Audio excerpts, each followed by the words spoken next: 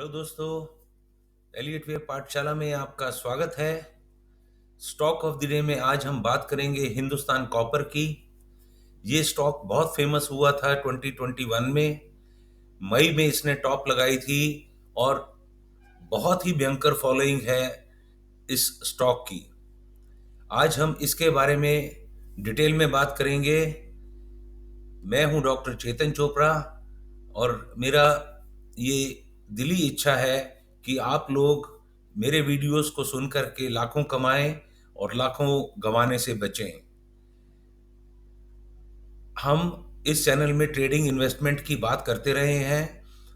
एक बार मैं जो बेसिक स्ट्रक्चर है एलियट वेव का, आज आपको दिखाऊंगा कि हम उस एलियट वेव स्ट्रक्चर के अंदर कैसे जो हिंद कॉपर है उसका एनालिसिस करेंगे।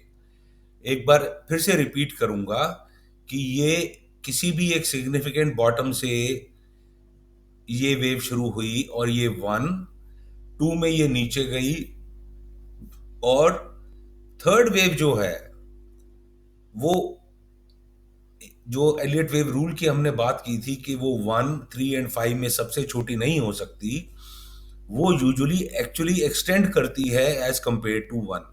एक्सटेंशन का मतलब हो गया, अगर वेव 1 100 रुपए की है तो नॉर्मली वेव 3 जो है, जो कि 2 से शुरू होती है, वो 161 रुपए की आती है। ये बड़ा कॉमन रिलेशनशिप है। One third wave is 1.61% of 1। Third wave जो है वो 161 रुपए की होगी अगर एक वेव 1 जो है वो 100 रुपए की है। इसके और भी बीच में टारगेट हो सकते हैं। फॉर एग्जाम्पल, वेव 3 वेव 1 के बराबर हो तो ये 100 रुपए की है, तो यहां से 100 रुपए तक चले, या 127 रुपए तक चले, 138 रुपए तक चले।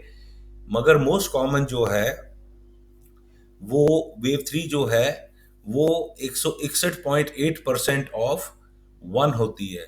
मगर इस स्टॉक में मैं आपको दिखाऊंगा जो किसी भी किताब में नहीं लिखा है। ये सिर्फ मेरा पैशन एंड परसिस्टेंस है, जो कि मैं नई नई चीजें एलियट वेव में देख रहा हूं। I will show you third wave का जादू। थर्ड वेव कितने पैसे जनरेट कर सकती है, अब मैं वो आप लोगों को दिखाऊंगा।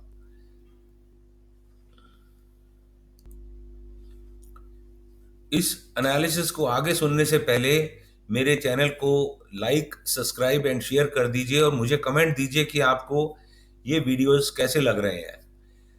वापस आते हैं हम एलियट वेव एनालिसिस के ऊपर। ये एक 1 है, ये ए बी सी एक 2 है, जिसमें कि अगर मैं ध्यान से देखूं तो ये एक 1 2 है, ये 3 है और ये 5 है। ए बी सी, ये बहुत छोटी डिग्री की 1 एंड 2 है। यही हम देखना मांगते हर चार्ट में, जिसमें कि हमको ये लगता है कि अब ऊपर का ब्रेकआउट आएगा। अब आप ये देखिए कि 20 रुपए पर ये शेयर था 23 मार्च 2020 को, और ये फर्स्ट वेव में डबल हो गया,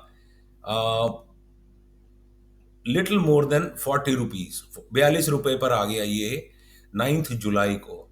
और एबीसी में वापस इसने ऑलमोस्ट हमको 31 रुपए, 32 रुपए दे दिए।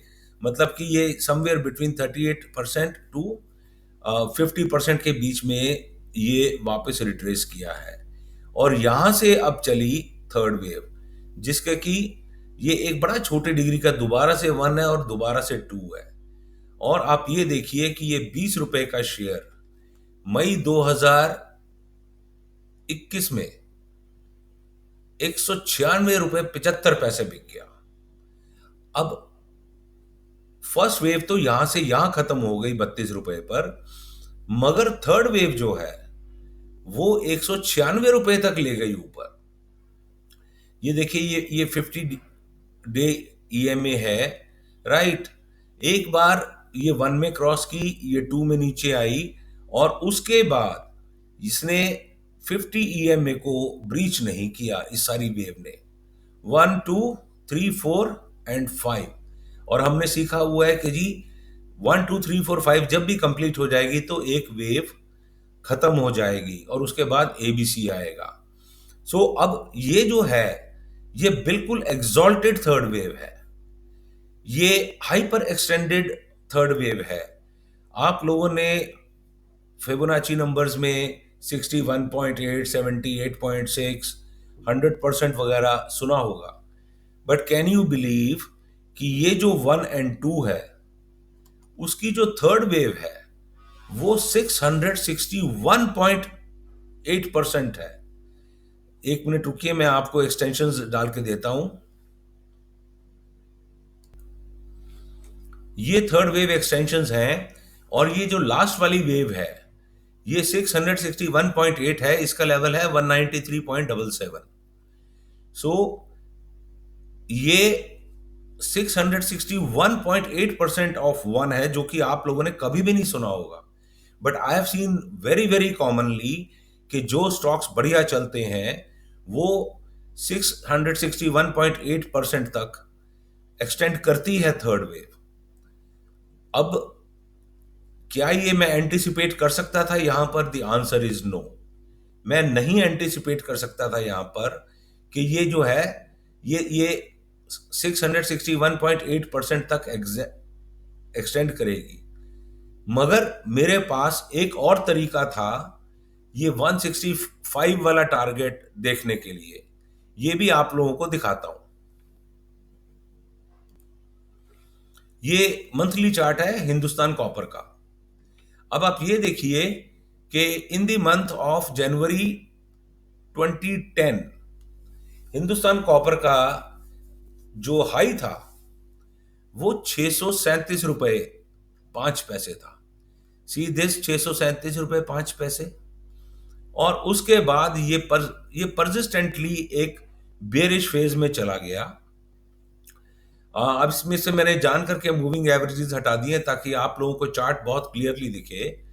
इस चीज को हमको कई चीजें सिखाती हैं।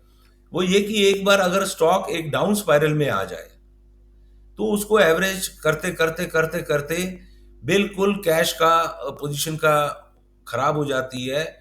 जब भी कोई पोजीशन ले, एक स्टॉप लॉस जरूर रखें दिमाग में। वो चाहे पिछले हफ्ते का लो हो या पिछले दिन का लो हो जब आप ले रहे हैं पोजीशन, ताकि आप किसी मेजर मेजर मेजर प्रॉब्लम से बच जाएं। अब आप ये भी देखिए कि ये 10 साल का डाउन ट्रेंड था। सो 10 साल मतलब कि एक एक बहुत बड़ा टाइम पीरियड, जिसको कि हम इंग्लिश में डिकेड कहते हैं, उसमें ये प्राइस नीचे आके गिरती गिरती गिरती गिरती, जिसमें कि जिस भी बंदे ने मान लिया यहां लिया या यहां लिया और होल्ड कर रहा है, वो अपने आप को कोसता होगा कि मैंने ये क्यों लिया।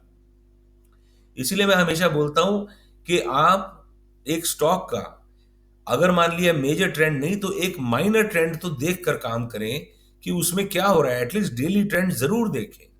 अब इस पे मैंने रिट्रेसमेंट लेवल्स डाले तो मेरे को ये 164 का टारगेट मिल गया। यूजुअली जो रिट्रेसमेंट्स होती हैं उसमें मिनिमम रिट्रेसमेंट जो है वो 23.6% की होती है। सो ये 164 है और ये इस यहां तक निकल गया ऑलमोस्ट, जो ये 196 था। सो बॉटम लाइन ये है कि अगर हमको एक वेव मिलेगी तो हम रिट्रेसमेंट लेवल्स मंथली पर जाकर या वीकली पर जाकर जरूर डालें और देखें कि जी मिनिमम टारगेट क्या है। और अगर मिनिमम टारगेट हमारा अचीव हो जाता है तो एटलीस्ट डेली में जरूर देखिए कि क्या हो रहा है, कौन सी वेव चल रही है, क्योंकि अगर रिवर्सल आएगा तो बहुत शार्प भी आ सकता है और फिर उसमें पैसे बनने के बजाय चले भी जाएंगे। सो यहां अगर मैं मान लिया ये एक्सपेक्ट करूं कि ये 164 का आ रहा है तो इट विल बी फूलिश कि जी मैं 164 से ऊपर कोई भी ट्रेड करूं। It will be really foolish अगर मैंने यहां ले लिया है तो मैं बेचने की सोचूं, मगर खरीदने की तो बिल्कुल ना सोचूं। चलिए वापस डेली चार्ट पर चलते हैं। अब ये वापस हम डेली चार्ट पर आ गए और मैंने जो एक्सटेंशंस थी उनको हाइड कर दिया है और अब मैंने इस बॉटम से इस स्टॉक के रिट्रेसमेंट लेवल्स डाले हैं, क्योंकि जब भी 1 2 के बाद 3 आएगी तो 4 आएगी। अब ये बहुत इंपॉर्टेंट है ये समझने का कि जब भी एग्जॉल्टेड वेव या हाइपर एक्सटेंडेड थर्ड वेव होती है, तो जब वो खत्म हो जाती है स्टॉक बिल्कुल लावारिस हो जाता है, उसका कोई माई बाप नहीं होता ऑन द प्लस साइड। सब लोग जिन्होंने मान लिया यहां लिया या यहां लिया और अब वो इंतजार में है, उनका सिर्फ टाइम बर्बाद हो रहा है और पैसे बर्बाद हो रहे हैं।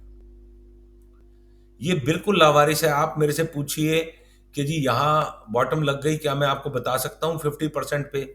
तो मेरा जवाब होगा जी मुझे नहीं पता। अच्छा जी, अब ये 50% के बाद ये अगली रिट्रेसमेंट है 61.8%। हाँ, 61.8% फोर्थ वेव के लिए रेयर चीज है, बट आती है फोर्थ वेव। और साथ में ही आप ध्यान दीजिए, ये व्हाइट कलर की 1000 डे ईएमए है जो कि 61.8% के आसपास है। अब देखिए 61.8 एंड 1000 डे ईएमए, कितनी ब्यूटीफुली इन्होंने सपोर्ट दी है इस स्टॉक को यहां पर। अब ये बॉटम ब्रीच होगी या नहीं होगी यो मुझे नहीं पता, मगर इट इज वेरी इंपॉर्टेंट कि अगर मान लिया इस स्टॉक ने ऊपर चलना है तो ये एक ऐसी ही 1 और 2 यहां बनाए, जिसमें कि ये मोस्ट लाइकली 1 है और ये यहां पर 2 बने। और ये जो बॉटम है, ये जो पॉइंट है, लो है 89 का, राइट, ये ब्रीच नहीं होना चाहिए। 89 है, नहीं 85 है, सॉरी 83 है। 83 का लो ब्रीच नहीं होना चाहिए, तभी वो 1 और 2 बनेगी। अब हम एक काम करते हैं, मैं रिट्रेसमेंट लेवल्स को बहुत एक्सटेंसिवली यूज करता हूं। उसका कारण है वो ये कि ये मार्केट बहुत धांसू तरीके से रिट्रेसमेंट्स और एक्सटेंशंस को फॉलो करती है। 21 ईएमए को फॉलो करती है। एक एग्जैजरेटेड मूव होगा तो वो 50 ईएमए को फॉलो करेगा। So these are combination of factors जो कि आपको जरूर दिमाग में रखने चाहिए। इस वीडियो को आप चाहे 20 बार देखिए, मगर जो मैं चीजें इसमें बता रहा हूं वो बहुत इंपॉर्टेंट है, वो आपको किसी किताब में नहीं मिलेगी। मुझे किसी ने नहीं पढ़ाया, मुझे बाजार ने पढ़ाया, मेरे एक्सपेरिमेंटेशन ने पढ़ाया, मुझे मार्केट्स के चार्ट्स ने पढ़ाया, जो कि बंदों को नहीं पता। और अगर मान लिया हैंडफुल होंगे भी दुनिया में, मैं हैंडफुल दुनिया की बात कर रहा हूं, इंडिया की बात नहीं कर रहा, तो वो पढ़ाते नहीं है ऐसी चीजें। ये एक्सटेंशन को मैंने आज तक कभी नहीं पढ़ी। 661.8% एक्सटेंशन ऑफ थर्ड वेव, आप लोगों ने 6178 वगैरह सुनी होगी। 661.8% आज आपके लिए एक नई फिगर होगी, आई एम श्योर।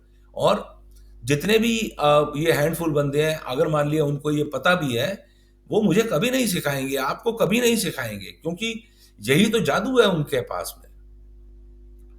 सो अब हमको क्या देखना है? हमको ये देखना है कि इस लावारिस स्टॉक में, जिसमें कि अब कोई बुल नहीं है, राइट, अब ये कैसे परफॉर्म करता है। सो ये परफॉर्मेंस हैज टू बी, अब ये देखिए, ये बॉटम बनी है 17 जून को, जैसे कि निफ्टी की बॉटम बनी है, राइट।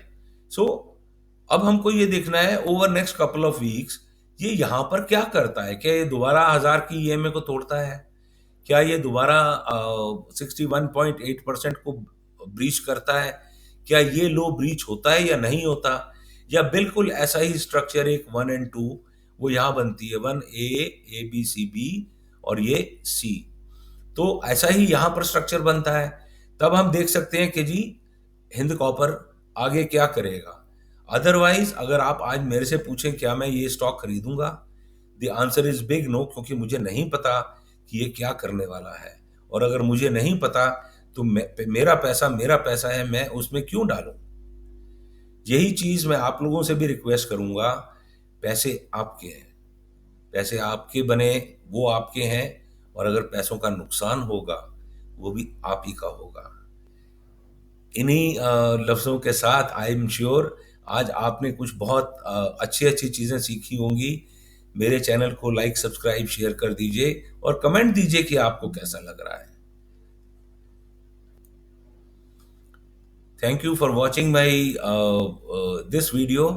आई एम श्योर आपने कुछ नई नई चीज़ें सीखी होंगी। Thank you so much.